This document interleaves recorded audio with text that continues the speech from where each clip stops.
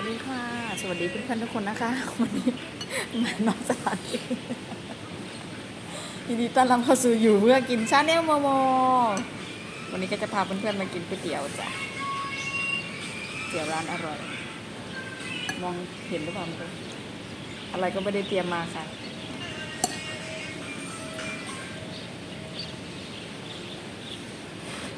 จิ้มเลยเด้อต้องส่องหรอกเห็นไหม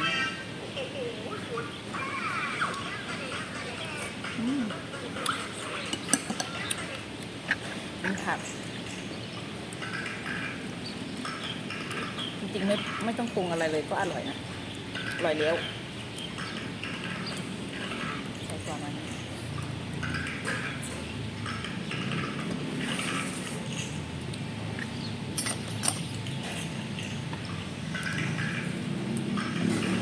ก๋วยเตี๋ยวเนื้อสด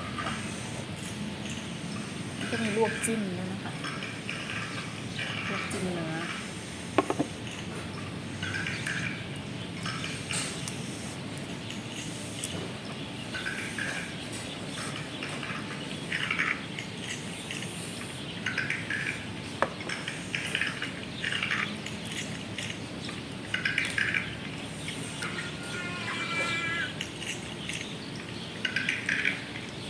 อร่อยร้านนี้กินครั้งแรกติดใจ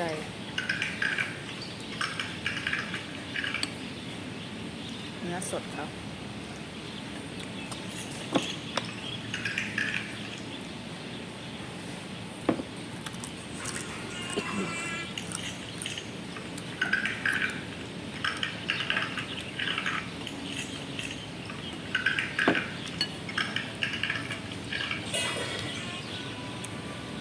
บะพริกกี้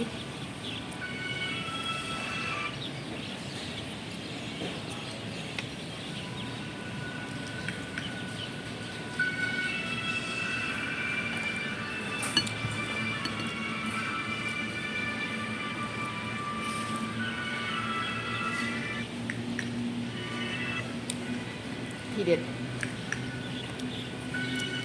ไม่สบายง่ายค่ะครับ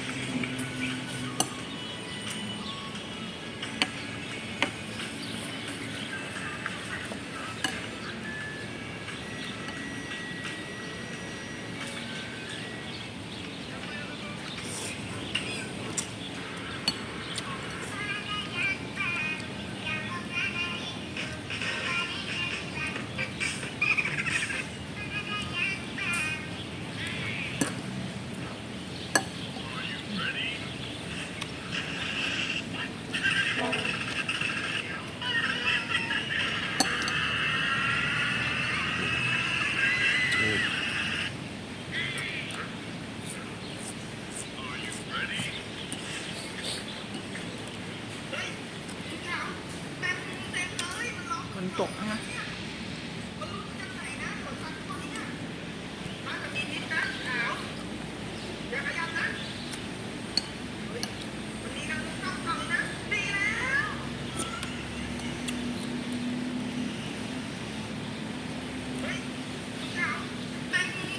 อร่อย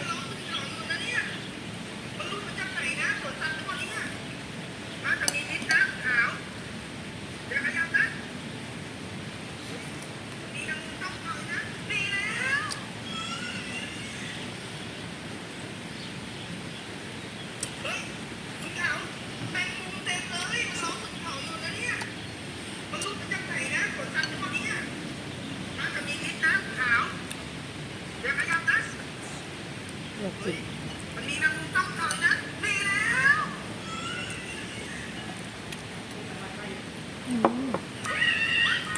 อร่อยค่ะ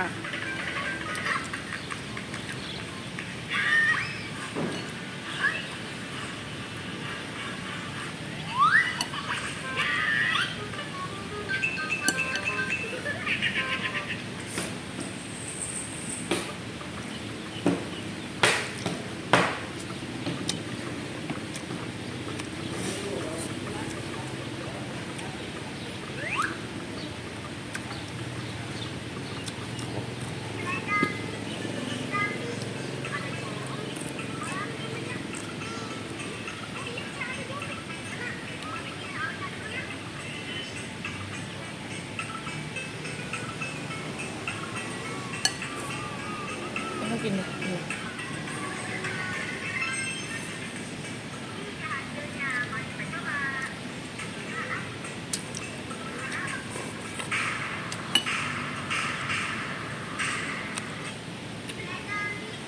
็นแก้วนะ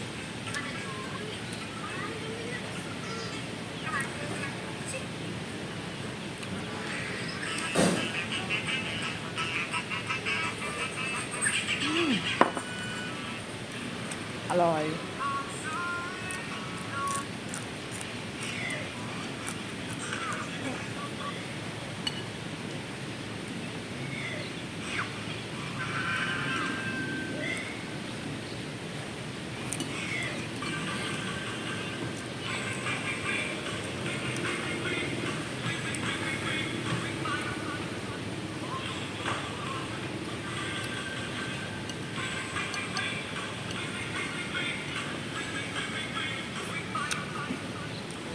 ผู้ใดกินเนื้อก็มาลองกินได้ด้วยกันแซ่บดี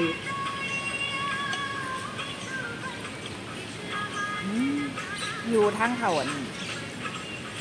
เกาะสมุยร้านเกาะสมุยอมตะนครจะอยู่ขวามือ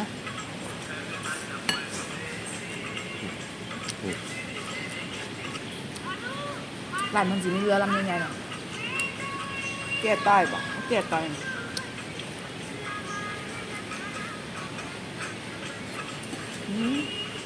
ไม่ต้องใช้มีกระไร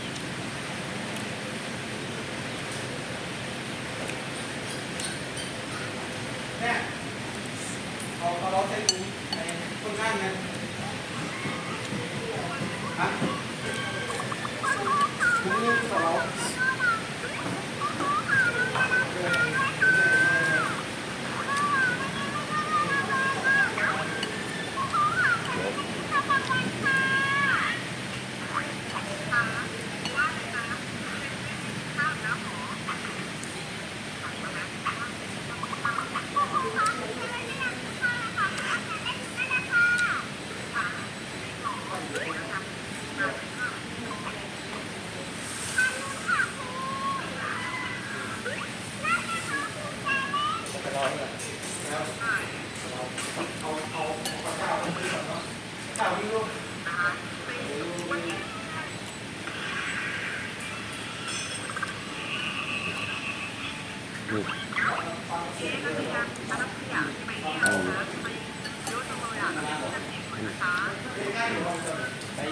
อ่า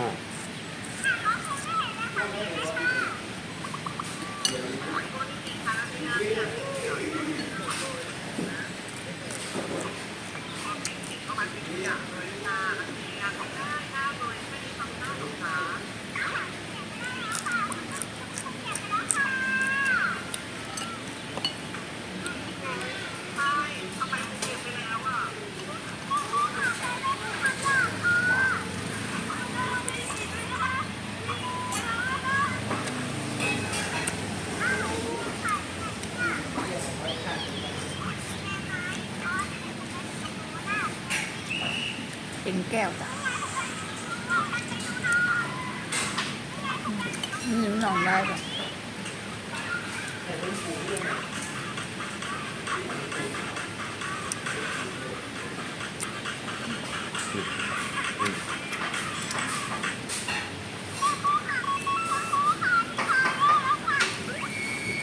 เป็นนั้นเป็นนั้น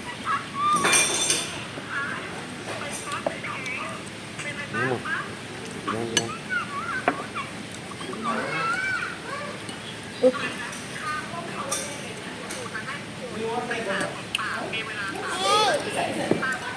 ค่ะสำหรับคลิปนี้จ้ะไปก่อนจ้า